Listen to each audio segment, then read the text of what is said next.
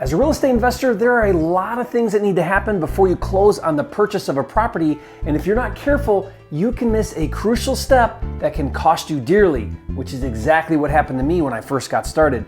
I made one small mistake that ended up costing me $2,000 that could have easily been prevented. So in today's video, I'm going to share with you the ultimate closing checklist, including 17 things to make sure you do before ever closing on a property. All of that and more coming up.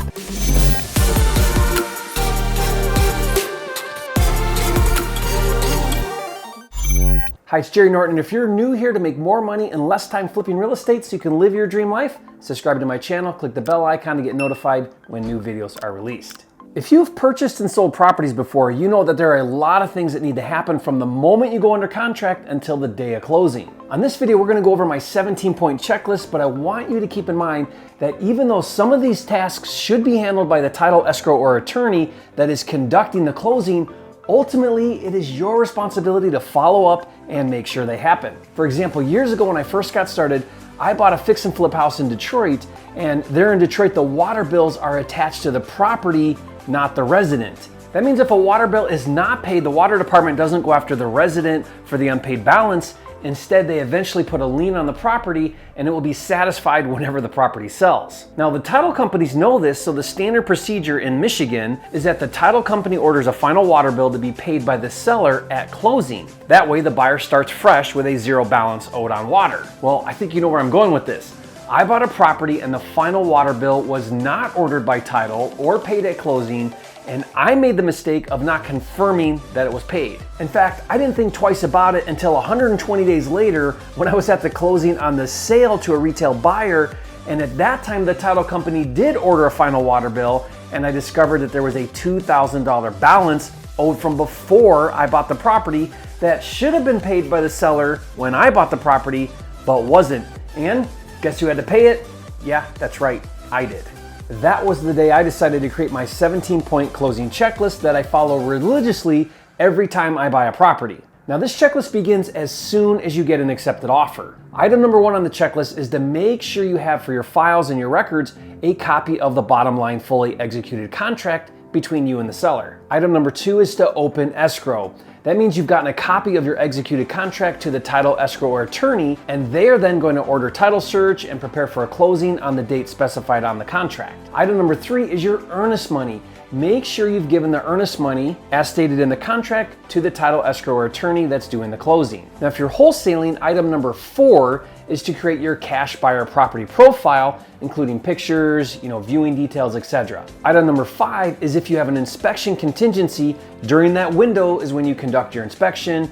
If you're using a third-party inspector, or if you're wholesaling, that's when your cash buyers will go to visit the property. Now, item number 6, again for wholesaling, is once you've accepted a cash buyer offer, execute an assignment contract and get an earnest money deposit. Item number 7 is if you're wholesaling, is to open escrow on the assignment to the cash buyer. So that means you get the assignment contract and the earnest money deposit to the same escrow agent who you are already using for the purchase.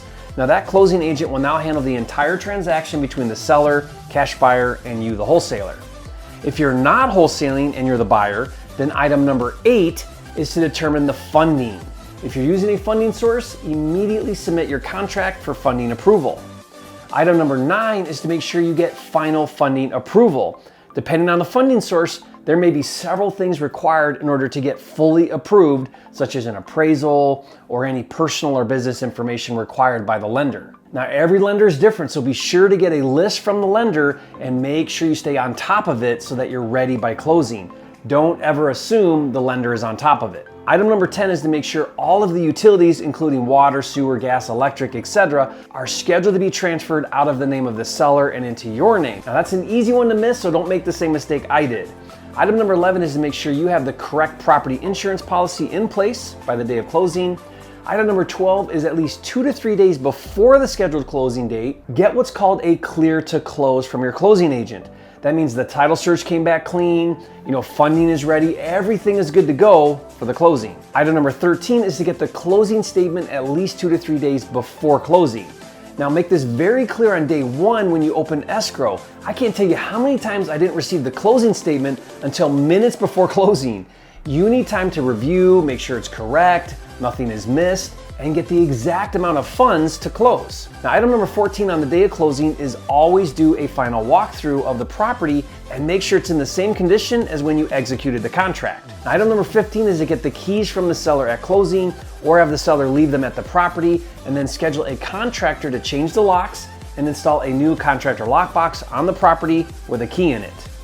Item number 16 is to file the property transfer affidavit with the county. Now, this is depending on your county and state. In Michigan, the title company does not do this and the new owner has to do it. And finally, item number 17 to have on your checklist is to do a remote closing and not physically attend the closing. The right closing agent can handle everything and you don't need to be there. Instead, have the title company order and schedule a traveling notary to meet you at your home or office the day before the closing to sign everything. Now, I personally haven't been to a closing in years. Now, I gotta show you something really cool. The entire closing checklist that I discussed in this video is just one of the amazing tools included with my house flipping deal management system called Flipster. Now let me just show you how cool this is. Once logged in, go to the purchase checklist tool, click add new, select your property, and it opens a new checklist that you can customize, add notes, assign tasks to someone else to do, even mark down as items are completed. Then it saves it in a dashboard for easy reference so you never miss a thing. And this is just one of dozens of tools that comes with Flipster. And if you've never heard of Flipster, it's the #1 cloud-based house flipping deal management platform on the planet. If you're into flipping houses, you owe it to yourself to check it out. To see it in action and learn more, just go to getflipster.com or click the link in the description. Now, I hope you learned something on this video. If you did, hit that like button, leave a comment, let me know if there's anything else you would add to my closing checklist. I'd love to hear from you, and if you haven't yet, be sure to subscribe to my channel. I'm dedicated to helping you make more money in less time flipping real estate so you can live your dream life. Do that now, and I'll see you on the next video.